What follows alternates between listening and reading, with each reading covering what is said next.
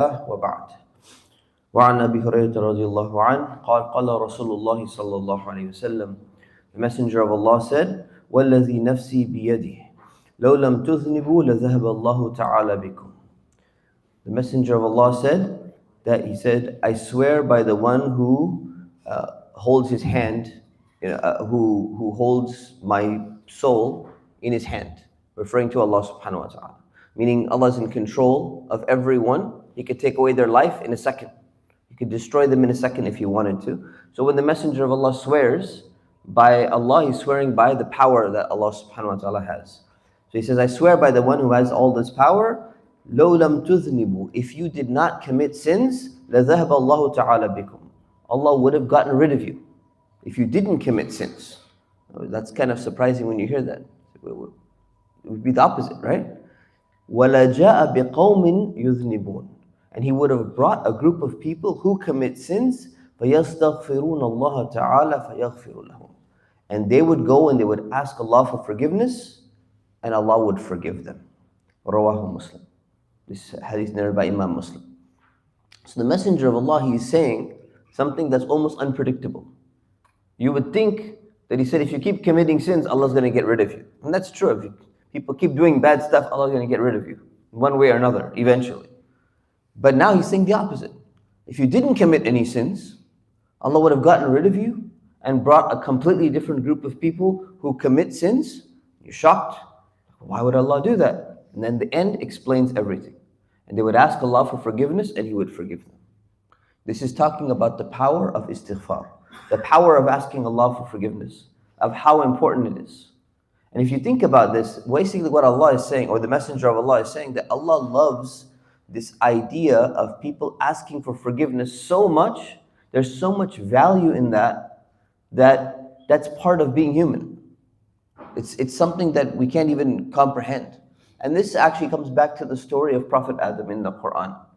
When the angels, when Allah subhanahu wa ta'ala said, إِنِّي جَاعِلٌ فِي الْأَرْضِ خَلِيفَةً, He told the angels, He said, I'm going to create a Khalifa, I'm going to create a deputy, somebody who's in charge of the earth. The angels, they said, why would you create a being that's going to cause fasad, that's going to cause problems and bloodshed and do so many things? And Allah subhanahu wa ta'ala answered, He said, I know what I'm doing. إِنِّي أَعْلَمُ مَا لَا تَعْلَمُونَ, I know exactly what I'm doing. And then He did a test for the angels. He did a test between the angels and the humans. He brought some stuff, some objects. He asked the angels, name these things. He said, we can't do it. He asked Adam, name these things, and he was able to do it. And the scholars explain that the reason why he was able to do it is because he has a rational ability, a cognitive ability that animals don't have, that that angels don't have. And because he was able to do that, because we have this ability, we've been given the ability to choose between good and bad. And that's what makes us potentially superior to the angels. And that's exactly why this idea of istighfar is not something the angels can do. It's not something animals can do. So this idea of you choosing to do something that's good is so powerful and so valuable. If you have a robot, for example, and the robot chooses to, a lot of people today, a lot of Americans, they love their dogs more than they love their own children. I hear this all the time. I said, man, my dog always obeys me. My son, my daughter, every time I tell them to do something, they don't do it. There are people in America, there's famous lady, I think Leona Helmsley was her name. She left all of her inheritance to her dog. I mean, that was millions of dollars. That dog was everyday pedicure and massage and like eating the best dog food and everything. She denied her children inheritance. So I'm leaving it for my dog because my dog was always good to me. These little punks didn't do what I told them to do. Because she didn't see the value. She doesn't understand the value of the human being. When a human being who has the ability to choose between good and bad, between being nice to you and being mean to you, there's a value. When they choose to do good, it has such a value, much more than your robot or than your navigation system that always does what you say, than your Alexa or your Siri always does exactly what it says.